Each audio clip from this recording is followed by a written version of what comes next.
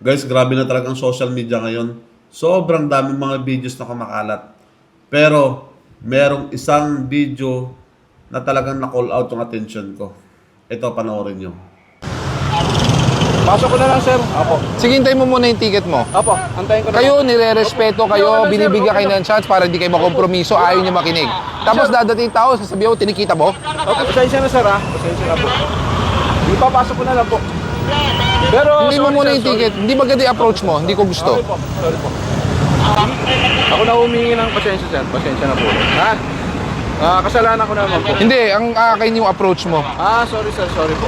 Anong fault? Sige.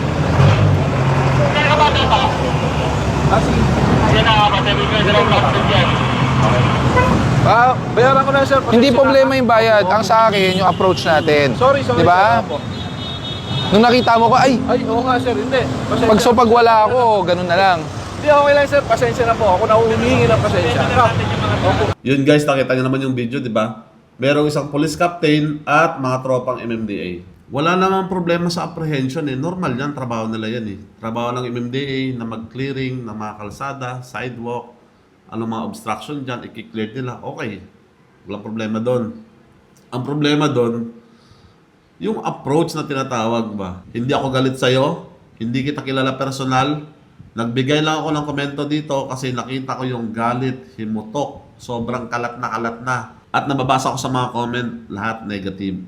Baka iniisip nyo dahil police yan, police captain yan, ipapanig ako dyan. Hindi, pantay lang tayo. Doon lang tayo sa tama. Nakita nyo naman yung police, di ba?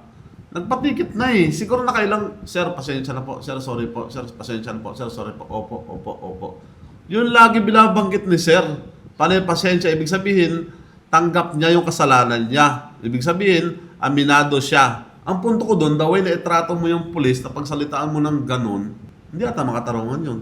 Alam mo na nga man nagbibideo kasi may mga vlogger kang kasama eh. Ibig sabihin, aware ka na i-upload sa social media.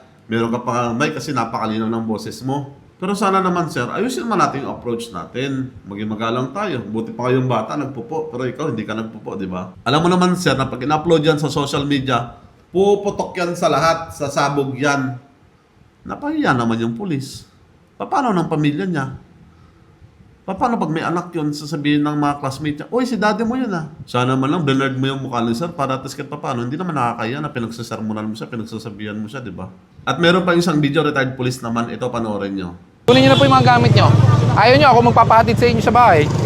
Paano wala tayong problema? Yan! Parang walang problema. Usap ako sa'yo eh, kahit malingkid ako kaya naiwan. Kaya nga sinabi ko sa'yo, hindi kita mapagbibigyan, di ba? Hindi sa lahat ng oras. Nagpapakilala retired police ako, kaya ang kasalanan ko. Oh, hindi ba mas nakakaya? Nagpapakilala kang ganun, tapos ang dami mong violation? O ano? Anong ano? Sige, parang ano? Grabe naman, senior na yun, sir. Ano ba naman magbigay ka ng galang? Pasensya na po, hindi ko po kayo mapagbibigyan. Violation niyo po yan, pasensya na po. Kahit ganun man lang sana. Sana kung nakikipag-usap ka man lang sa tao, regardless kung anong posisyon niya, anong katayuan niya sa buhay, maging magalang man lang. Kasi alam mong ina-upload yan sa social media, tsaka wag na wag mo ipapahiya yung tao. Hindi nyo lang nga pinagbigyan, pinahiya nyo pa sa social media. Grabe. Paano pag nangyari sa'yo yan? Paano pag ikaw pinagalitan ng boss mo at in-upload sa social media? Di ba nakakahiya? Ito pang pinakamalupit. May napanood ako isang video na kumakalat din. Merong isang grupo ng mga jeepney driver na nagsasagawa ng kilos protesta ata sa pamumuno ni Kuya Mar Balbuena. Kilala ko yan si Kuya Mar eh. Muntikan ka na makuyog at pinalibutan ka nila. Pero sinong sumagip sa'yo? Sinong sumalba sa'yo? Di ba lespo? Isipin mo yun. Ulitin ko hindi ako pumapanig sa side ng police dahil police captain si sir. Hindi ko po kilala yung police, okay? Ang sa akin lang dito, maging magalang at maayos tayo makipag-usap sa tao. Kasi nasa gobyerno kayo eh. Kumbaga, yun na lang ang pambawi nyo sa tao. At para naman sa lahat ng mga taong nabigyan ng katungkulan, nabigyan ng kapangyarihan, mga boss, wag naman po ganyan. Isipin po natin palagi, si Lord yung pinakamakapangyarihan sa lahat. Kung anong meron ka, kung anong meron sa'yo, isipin mo, hiram lang yan. Isipin mo, pwedeng mabawi sa'yo yan. Kumbaga, bonus lang yan. Isipin mo palagi ng pinakakapangyarihan natin dito sa balat ng lupa ay ang ating pamilya.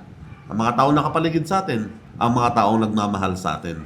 Masarap mamuhay pag marami tayong kaibigan, wala tayong kaawa. Yung tipo naglalakad ka sa kalsada, wala kang iisipin na baka may mangyari sa'yo. Ulitin ko, lahat ng kung anong meron tayo sa mundo, kapangyarihan, kayamanan, lahat yan pwedeng mawala. Piliin lagi maging mabuting tao.